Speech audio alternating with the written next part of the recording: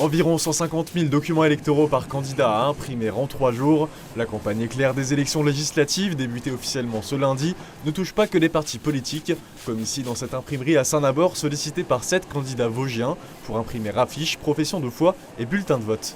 Il a fallu déjà trouver le papier, ça a déjà été compliqué parce que les papetiers ont été pris de court. Donc on a dû faire 2 voyages sur Paris pour réussir à s'approvisionner parce que notre papetier habituel n'avait plus de papier. Mais il a fallu faire des équipes supplémentaires, travailler de nuit. Heureusement que les salariés étaient là pour répondre à la demande.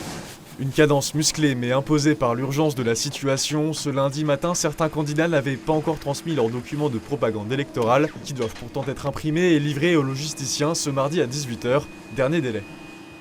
Des panneaux mais pas encore d'affiches pour cette campagne qui se poursuit après la clôture des candidatures en préfecture dimanche soir.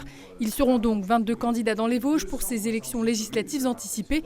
Ils étaient 40 en 2022. Vous pourrez retrouver l'intégralité de leurs noms et leurs partis sur notre site internet. Dans la première circonscription, celle des Vosges centrales, ils seront 4.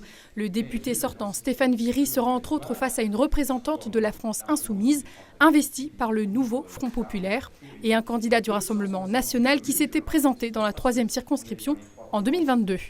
Du côté de la Déodacie et de la 2e circonscription, ils seront 7. On retrouvera notamment face à David Valence, soutenu par la majorité présidentielle, le candidat du Rassemblement national à qui il était déjà opposé lors de la précédente élection, Gaëtan Dussaucé. Une candidate apparentée Les Républicains, soutenue par l'ancien député Gérard Cherpion, se présente également, situation dénoncée par l'ancien maire d'Épinal, Michel Henrich, qui a apporté son soutien au député sortant. Dans la 3e circonscription, celle de la Montagne, ils seront 4. Christophe Negelen sera candidat à sa propre succession face à des représentants du Rassemblement national, de Lutte ouvrière et du nouveau Front populaire. Enfin, dans la 4e circonscription, celle de la Plaine, le député sortant Jean-Jacques Gauthier y retourne. Il présentait officiellement sa candidature ce lundi matin du côté de Saint-Valois. C'est un casting similaire à celui de 2022, hormis le maire de Bulgnéville, Christian Franqueville, non investi par le nouveau Front populaire qui a finalement renoncé à maintenir sa candidature.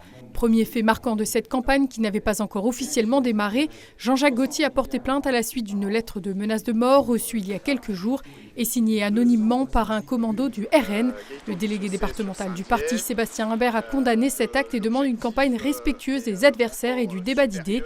Les 4 candidats du Rassemblement national s'étaient d'ailleurs retrouvés à Épinal samedi en sortie de préfecture pour lancer officiellement leur campagne.